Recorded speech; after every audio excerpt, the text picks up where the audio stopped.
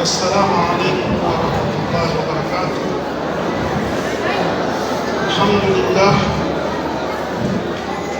وجعل الواسطة بيننا وبينه حبيبنا محمد سيد الأنام، والصلاة والسلام على رسولنا محمد وعلى آله وأصحابه وبعد. Wapendwa watukufu wa Islamu, kama vile tumepewa dakika 10 kuchangia kwa kuzungumzia elimu ndogo ambayo katuazima Allah kuhusu kitabu cha Allah subhanahu wa ta'ala, ambayo Qur'ani ambayo kama vyote vimepatikana duniani hapa tu. Kama kuna kufaulu duniani ni Qur'an, kama kuna kufaulu kidini ni Qur'an, kwa sababu kila kitu Allah kakuweka ndani ya Qur'an. Na hii Qur'an ndio ikawa aya ya kwanza ambayo Mwenyezi Mungu aliteremsha ndani ya dunia, mteremsha Mtume Muhammad sallallahu alaihi wasallam, akamwambia iqra bismi rabbika alladhi khalaq. Muhammad, soma. Huwezi soma pasina kupatikana kile ambacho unakisoma. Iqra bismi rabbika alladhi khalaq, soma kwa jina la Mwenyezi Mungu ambaye kaumba.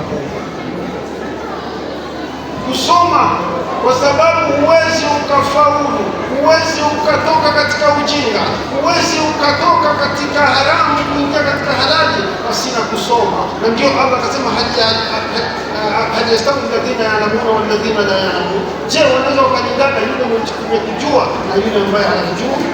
Jawabu nasema hapana. Na kusoma kutokana na hii ambayo tunaona leo, hii hali ambayo inapatikana leo sio mwanzo kuanza hii hali ianze leo. Hii hali imeanza na wale watu walikuwa na afkari na fikra ya kuhuisha Uislamu ama kuendelea kupatia Uislamu maisha. Mtu wa kwanza ambaye alikusanya Qur'an, tumeiteremkia kutoka kwa Mwenyezi Mungu Subhanahu wa Ta'ala. Mtu wa kwanza ambaye alikusanya ni Abu Bakr as-Siddiq radhiyallahu anhu. Wakati baada ya Marakatul Yamama, vita ya Yamama, walikufa sana mahafidhi ya Qur'an.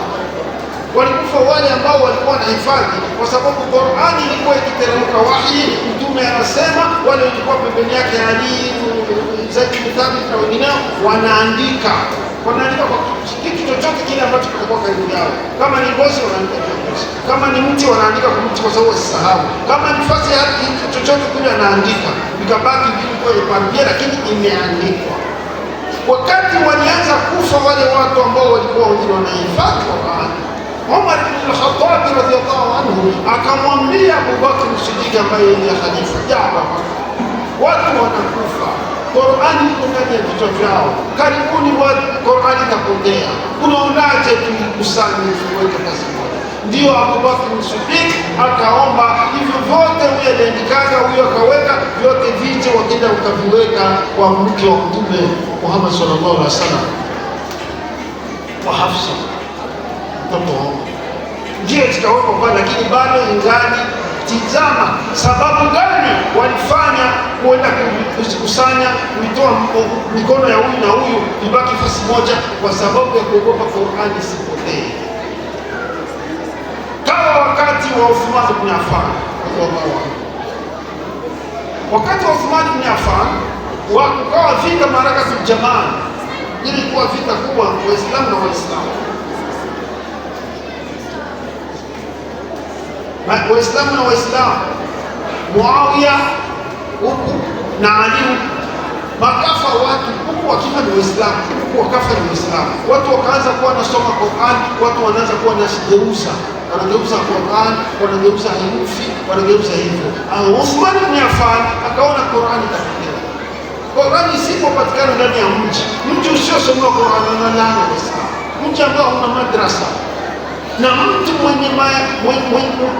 mwenye nadharia, mwenye kuona mbali, mwenye kupenda dini yake, mwenye kupenda maendeleo, ni yule mtu mwenye anatafuta Qur'ani isifutikane, anatafuta njia gani itafanya Qur'ani iendelee. Kupatikana wale ndio watahatu sisi. Hii kazi tunayofanya mahali, hii kazi tunayofanya kwa mapina wengineo ni kazi kubwa. Wallahi, msijute wala msione kama mmepoteza. Kupoteza hiyo mmejiwekea na mkawekeza, kama vile mmeendelesha Uislamu, mmeandika, mmeacha Uislamu na mmepatia uhai tena, kwa sababu Qur'ani ikaisha. Leo tunalala katika siku tunasema wanisani hakunaona wanimshaka wanifulani walituachana sisi na sisi, kama Allah alitujalia na sisi tuachana, lakini wote wanasema wacha hata mmoja kwa kuacha sisi. Lakini mama nimezuka nikasema hapana, sisi moja kusoma sana, lakini na sisi tuwache wale watakaoendesha, tuwache Mungu, tuwache sisi ni mnaacha hapa tunaziona hiyo taa kwa kibali na mtalipwa na Allah subhanahu wa ta'ala. Kama wewe umefanya kwa Mtume anasema taraku fiku wa azwani na hakika waswafika, nimewachia mawaidha mawili, moja inasema na ingine iko kimya kuzungumzana. Fa amma natiqa, ama yeye kuzungumza ni Qur'an, wa amma swamita fasomo, ile ilikuwa kimya zake ni saumu. Sasa leo tumepata zote mbili, tuko ndani ya saumu na tunapata kuzungumza kwa Qur'an. Mtume akasema anataka aende mtume kutoka duniani, akamwambia taraktu fikum ma in tamasaktum bihi lan tadhillu min ba'di abada, na waachia jambo au mambo ukiambatana nayo hamtapoteana kamwe. Kitabu wa sunnati, kitabu cha Allah ambaye ni Qur'an na sunna yao. Yani watu kwa dini wasipotee ni kupatikana Qur'an. Na wataipataje vipi na hali ya kuwa hakuna madarasa? Wataipataje vipi na hali ya kuwa hakuna wenye kuwa na fikra ya kuifanya iendelee? Lakini Mungu akawachagueni, na mimi naomba watu wote muongeni mkono, kwa sababu hawataweza wenyewe, ili hii hadithi thawabu tuisikilie wivu, sisi wote tuwapate na tuongee mkono, ili kitendo kama hiki kiendelee zaidi na kiwe kikubwa zaidi ya hiki. Uthmani akakamata Qur'an kwa kuona watu watakufa wenye kuhifadhi Qur'an, Qur'an itapotea. Uthmani akasema mimi sasa hivyo vitu inaweza kwenye kuandikwa kwenye ngozi, hiyo ngozi inapotea, ile kuandika kwenye mti unaoza, basi kwa hiyo mimi nataka niandike. Ndiye mtu wa kwanza aliandika kwa mkono wake ndani ya kitabu cha Mushaf. Ndio sio anaita Mushaf bi khati Uthman, Mushaf kwa ekritiri ya Uthman. Alikuwa mzee mkubwa miaka 80, akasema mletee vyote ninaviandika. Kuandika aliandikaje?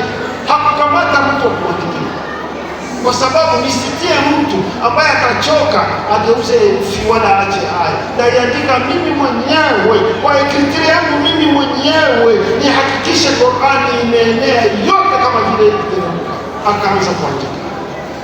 Akaanza kuandika, alichoka, lakini alifanya kazi kama hii ambayo mnaifanya nyinyi. Mnachoka, lakini Qur'ani isiishe, isikosekane ndani ya mji. Baraka ya Mungu, adhabu ya Mungu inashindwa, haiwezi teremka pasi kwenye Qur'ani. Huenda hata hizi kazi zenye tunakujaza na kuingia mbali ya nyumba zetu ni hizi Qur'ani ambazo tunaziona ndani ya mji. Mungu awalipeni kila la kheri. Uthmani akaandika, akamaliza, hajamaliza wakamletea fitna. Na nyinyi jueni mtapata fitna. Mtu mwenye kufanya mambo ya adha kwa ajili ya Allah, si kwa ajili ya dunia, si kwa ajili ya onekane, lazima apate fitna. Ndio Mungu anasema na sura Luqman, Luqman anambia ya bunayya, ewe mwanangu, maana ndio mtoto wake, aqimi swala, simamisha swala, waamuru bil ma'ruf, amrisha watu kutenda mema kama hivi mnafanya nini, wanha anil munkar, na ukataze mabaya.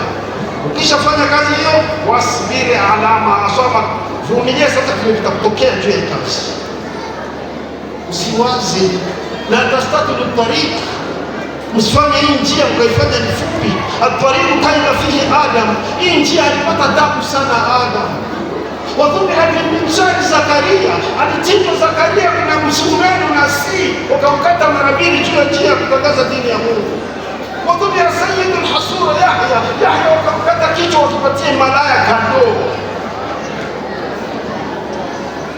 Walaki hadha Muhammad, mtume alipata mauti mpaka wakamtoa, alikufa na ni mapengo, hana meno mawili kwa ajili ya nchi.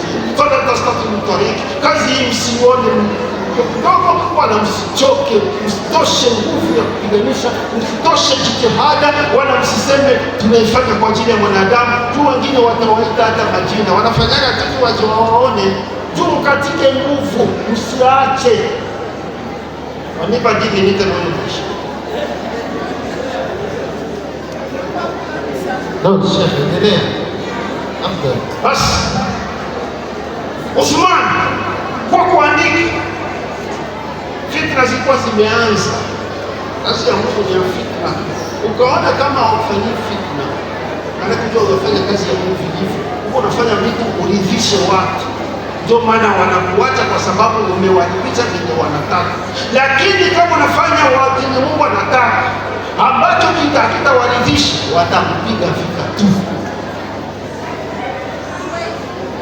Kama hujapigwa vita, jua kama hujafanya kazi ya Mungu kama hiyo. Kama hujachukiliwa na watu waovu, jua kama hujafanya kazi ya Mungu kama hiyo. Mungu apina kuone, inabluwa kumwajikum ahsanu amala. Mungu akujaribu aone kama hisi unafanyaga juu yake au unafanyaga juu ya walimwengu.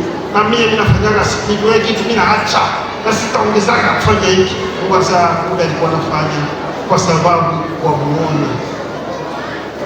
Mungu anakuambia wala nabluwannakum hatta na'lama almujahidina minkum wa na'lama as-sabirin. Tawapa misukosuko mpaka nijue mwenye kujitoa muhanga wa kweli na nijue mnafiki walikuwa tunafanya kwa ajili ya interest fulani. Uthman ibn Affan wakamfanyia fitna. Fitna gani? Iko joko naandika Qur'ani, acha imalize kwa msahafu. Ili kwa fasi moja aanze tuma vitabu fasi huku na huku viwekewe, na ndio mpaka leo tuko ngapi kubilisi. Basi kitu walimfanyia, wakasema inafaa, wakamletea kisa kirefu wakati wa kuruhusu, mpaka wakasema inafaa wao Waislamu waliomwasha kafiri, walimzingira mzee wa Mungu, walimsemea uongo, wakamkamata barua, wakatia mnywele ya mtu, kisha wanakwenda wanaikaa fasi fulani kwenye wanapumzika, washarudia wanasema hawataongeza kumpiganisha mkuu wa mtume sahaba hivi, wanakwenda mmoja akajiabisha katika barua nafiki uongo fitna kakicharanguka, wanauliza nini na ilikuwa mbili kusoma barua, anasema Uthman anatuma wende huko mkafika kwa moyo Muawiya wote uwaue, na ni uongo wameandika wao wenyewe, kama vile wale wanaandikana na kusemea mtu uongo kwa ajili tu wamtesi. Kitu chote kinachopatikana kilikuwa hapa. Wakaandika barua, wakisema turudi tumuue. Wakarudi mzee wa Mungu, hakipenda vyovyote, yeye yuko anapiganisha Qur'ani isizimike, Qur'ani isipotee. Basi akaendelea kuandika, anaendelea kuandika, wanazingira nyumba yake. Kuzingira nyumba yake, saa ya swala inafika, Uthman bin Affan anaomba ruhusa, basi mniache nile nisali rakaa mbili ndani ya msikiti, nisali swala ya jamaa. Wanaambia hauna ruhusa kusali na Waislamu, hauna ruhusa kusali na Waislamu, hauna ruhusa kusali ndani ya msikiti. Uthman anaambia niko nasikia haya ana swala, mimi jirani kwangu msikiti huyu mnanikatalia kusali rakaa mbili. Wanaambia hautasali, ustalia mwako.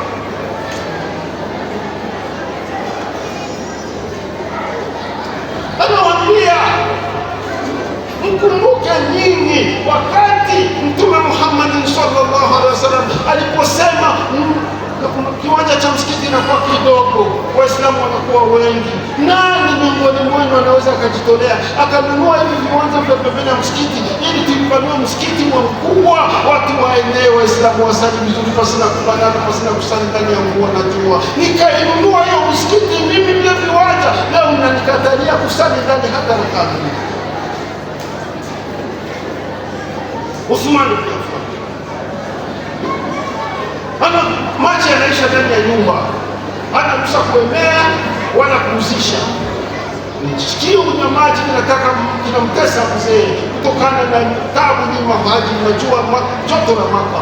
Mzee anateseka, maji hayake ndani ya nyumba. Anamwambia basi mtuangalie maji kwa kisima kinaitwa Ruma, mwenye Kiruma ningepata hata glasi ya maji niwe. Nasikia koo inakauka na niko naandika msafu ili Qur'ani. wakamwambia hana ruhusa kunywa maji. Akawaambia, kumbukeni wakati Waislamu walikuwa hawana maji, visima vyote vya Mayahudi, mnataka kufanya njaa, watu walikuwa na tayama na maji ndani ya mji. Mtume akasema, mwenye atanunua kisima cha Ruma awachie Waislamu wafanye wanavyotaka, washike ufu wanywe, atajapo nikakinunua mimi Uthmani, leo mnanizuia hata kunywa maji toni moja au mbili, na mimi nipate kuishi hata siku mbili kwa inakauka. Wakamkatalia Waislamu. Fitna sio ya leo. Ndio wanakwambia maktali Uthmani, kuoa Uthmani katika fitna kubwa, fitna kubwa. Tunaenda haraka. Uthmani wakaruka nyumba yake kwa nyuma, masahaba walikuwa wanachunga, Abdurrahman ibn Auf wa Hassan na Hussein walikuwa wanachunga mlango, wale waaribuni wakaruka mlango. Waislamu wakaja, iko nafungua kitabu, iko na acha kuandika, iko sasa anatwalia nasoma kuona kama hakuna nafasi kunyamtia kosa, ndio wakamrukia, wakampiga mpanga kwenye shingo. Sasa walimpiga mpanga, damu ikaruka. Damu kuruka, hakuangalia maumivu, hakuangalia damu, aliona hiyo kitabu cha Mungu, hii damu itafunika herufi na zile herufi zitageuka. Akafunga mioyo ila tone moja ya damu ilikuwa imeanguka ndani ya kuangalia hiyo msafu. Ikaamua kwenye aya, Mungu anasema, wattaqu yawma turja'una fihi ila Allah thumma tuwaffa kullu nafsin ma kasabat wa hum la yuzlamun. Muogope siku mtakaporejeshwa mbele ya Allah, kisha kile mtu alipwa kinachokufanya kwa siku na protection Qur'ani. Mimi wa mama Islam kuendelea kuprotection Qur'ani. Mwenyezi Mungu atujalie nia zetu. Assalamu alaykum wa rahmatullahi.